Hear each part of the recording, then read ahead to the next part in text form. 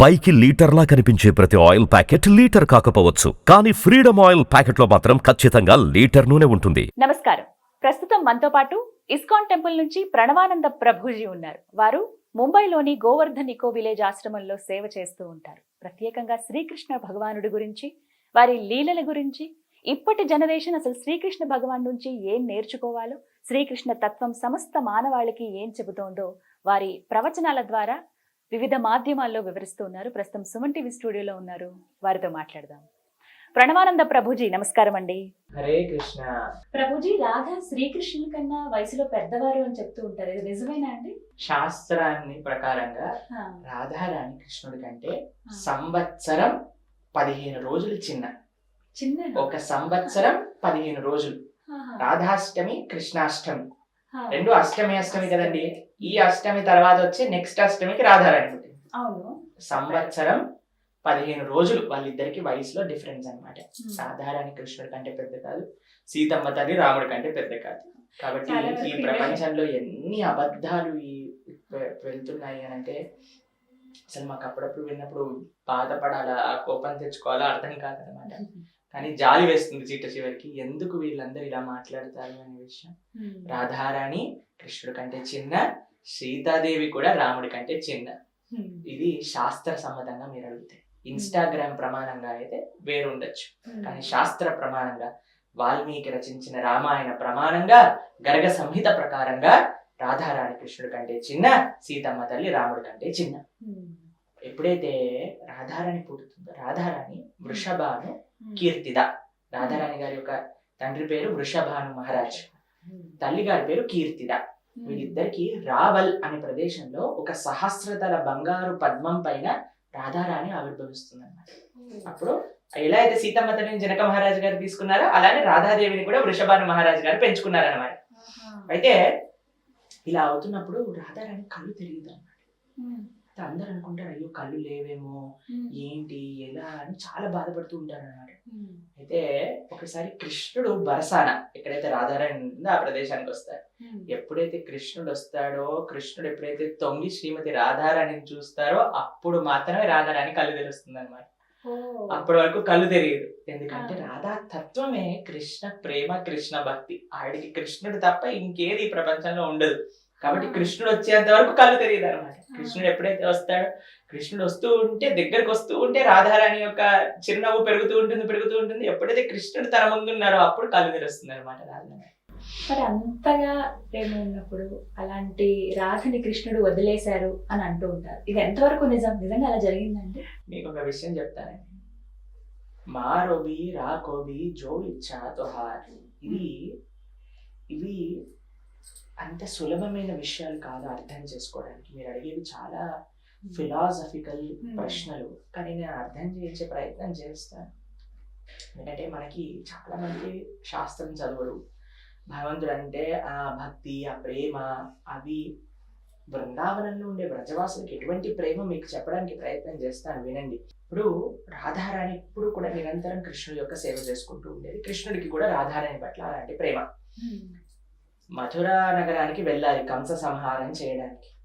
అప్పుడు బృందావనంలో అక్రూరుడు వస్తాడనమాట తీసుకెళ్ళడానికి కృష్ణుడు. అయితే అందరు అంటారు, ఈయన అక్రూరుడు కాదు, క్రూరుడు. నిజంగా మా దగ్గర నుంచి కృష్ణుడిని తీసుకెళ్ళిపోతున్నారు అని నంద మహారాజు, యశోదమ్మ అందరూ బాధపడతారు అనమాట.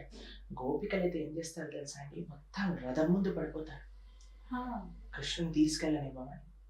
అయితే కృష్ణుడు చెప్తాడు, నేను తప్పకుండా వస్తాను అని చెప్తారనమాట. చెప్పినప్పుడు ఆ రథం ముందుకెళ్తుంటే భాగవతాన్ని చూస్తాం మనం, ఒక పెయింటింగ్ లో బొమ్మలు ఎలా ఉంటాయండి అలా ఉండిపోతారనమాట. గోపికలందరూ కృష్ణుని చూస్తూ వెళ్ళిపోతూ ఉంటే, కృష్ణుడి యొక్క రథం చివరి రథం వెళ్తూ ఉంటే మట్టి గాల్లో ఎగురుతుంది కదా, లాస్ట్ చివరి మట్టి రేణు సెటిల్ అయ్యేంత వరకు చూస్తూనే ఉంటారనమాట కృష్ణుడు వరకు.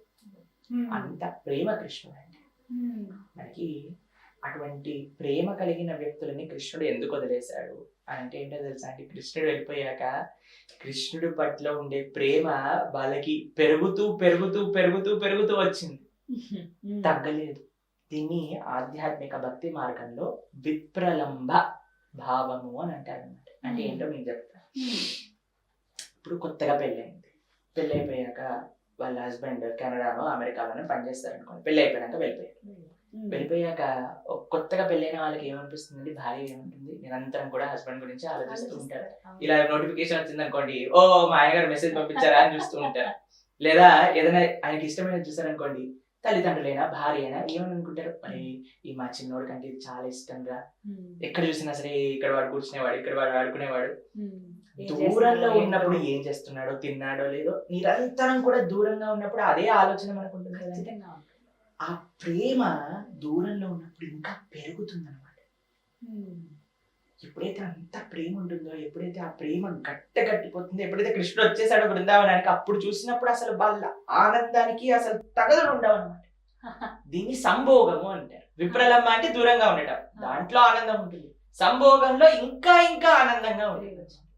ఎప్పుడైనా మేము హాస్టల్ ఇంజనీరింగ్ చదువుకోవడానికి వెళ్ళినప్పుడు మేము తిరిగి వచ్చేటప్పుడు అసలు మమ్మల్ని ఎలా చూసుకునేవారంటే, మా తమ్ముడిని ఏమో అంతగా కేర్ చేసేవారు, ఎందుకంటే వాడు ఎప్పుడు ఇంట్లోనే ఉంటాడు కదా. కానీ మేము హాస్టల్ నుంచి వచ్చామంటే స్పెషల్ ట్రీట్మెంట్, అల్లుడు గారిలా ట్రీట్మెంట్ ఇచ్చేవారు. ఎందుకంటే చాలా రోజులైంది చూసి. అవునా కదా, ఎవరైనా చుట్టాలు దూరం నుంచి వచ్చారు, చాలా రోజుల తర్వాత చూస్తారండి, ఎంత బాగా చూస్తారండి. కాబట్టి చాలా సార్లు అనిపిస్తున్నారు, ఇంట్లో ఉండటం కంటే గెస్ట్ గా వస్తే ఇంకా మంచి ట్రీట్మెంట్ ఇస్తారు. ఆ ప్రేమ అనేది పెరుగుతూ ఉంటుంది. కాబట్టి కృష్ణుడు ఏదో అన్యాయం చేశాడు, రాధారాణిని వదిలేశాడు. రాధారాణి ఎప్పుడు అలా అనుకోలేదు, మనం అనుకునే దాని వల్ల ఉపయోగం లేదు. రాధారాణి ఎప్పుడు కూడా కృష్ణుడి గురించి ఎంత ఆనందంగా వాళ్ళు ఏం చేసేవాళ్ళు తెలుసా అండి, గోపికలందరూ కూడా పొద్దుంపుడు లేసి కృష్ణుడు ఆ లీల చేశాడు, కృష్ణుడు ఇలా కాళీయుడు పైన నీళ్ళు చేశాడు, ఇలా గోవర్ధనం పైన నీళ్ళు చేశాడు, ఇలా మా ఇంటికి వచ్చేవాడు, వెన్న దొంగతనం చేసుకునేవాడు, ఇలా మాతో మాట్లాడేవాడు, ఇలా మాతోటి ఆడుకునేవాడు అని నిరంతరం కృష్ణుడి ధ్యానంలోనే ఉండేవాళ్ళు. వాళ్ళకి ఒక్క క్షణం కూడా అనిపించలేదు కృష్ణుడు దూరంగా ఉన్నాడు అని. వాళ్ళ యొక్క భావన రూపంలో, వాళ్ళ యొక్క మనసులో కృష్ణుడు ఎప్పుడూ ఉన్నాడు. దాని తర్వాత కూడా కృష్ణుడు ఎన్నోసార్లు బృందావనానికి వచ్చాడు, వాళ్ళందరినీ కూడా కలిశారు అన్నమాట. తన భక్తుల్ని పంపించారు, ఉద్ధవుడు వచ్చాడు, బలరాముడు వచ్చాడు, కృష్ణుడు స్వయంగా వచ్చాడు. కాబట్టి అటు ద్వారకలో కృష్ణుడు గోపికల గురించి, రాధారాణి గురించి ఆలోచించడం, ఇటు రాధారాణి గోపికల కృష్ణుడి గురించి ఆలోచించడం, ఇది విప్రలంబ సంభోగ భావన అంటారనమాట. ఇవి ఆధ్యాత్మిక భావనలో చాలా తారాస్థాయి భక్తి. ఇది మనకి సులభంగా అర్థమయ్యే విషయాలు కావు. ఎప్పటి వరకు అర్థం అవ్వవు అని అంటే మన హృదయంలో అనర్థములు ఉన్నంతసేపు ఇవి అర్థం కాదనమాట. ఎప్పుడైతే మనం మంచి ఆధ్యాత్మిక సాధనలో ముందుకెళ్తూ ఉంటామో అప్పుడు తప్పకుండా మనకి అన్ని మంచి విషయాలు, ఈ భక్తి భావన, ఇందాక చెప్పాను కదండి, కృష్ణుడి గురించి తెలుసుకోవాలి అంటే వినయంతో, భక్తితో, శ్రద్ధతో ఉన్న వాళ్ళందరికీ కూడా అవుతుంది. కాబట్టి రాధారాణి ఎప్పుడు చక్కగా కృష్ణుడి గురించి ఆలోచిస్తూ, గోపికలందరూ కృష్ణుడి గురించి ఆలోచిస్తూ, ఆ ప్రేమ ఎంతగా పెరిగిపోయిందంటే అంతగా పెరిగిపోయింది అనమాట.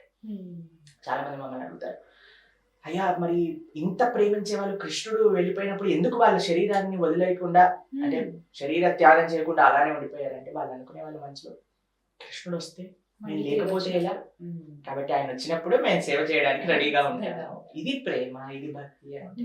కాబట్టి ఈ ప్రపంచంలో ఉండేవాళ్ళు కృష్ణుడు చూపించాలి, నాకు కృష్ణుడు కనిపించాలి అప్పుడే నమ్ముతా, ఇలాంటివన్నీ భక్తులకు ఉండవండి. నిజంగా చెప్పాలండి, మా విషయానికి ఏ భక్తుల విషయానికి వచ్చినా సరే ఎప్పుడు కూడా మేము కృష్ణుని చూడాలి అనుకో. ఎందుకు కృష్ణుని చూడటం, ఆయన సేవ ఉండాలి, ఆయన సేవించాలి అని చూడాలి. కానీ కృష్ణుడు రావాలి, కృష్ణుడు కనిపించాలి, కృష్ణుడు వరాలు ఇవ్వాలి, ఇవన్నీ ఎప్పుడు ఏ భక్తుడు కోరుకోలేదండి.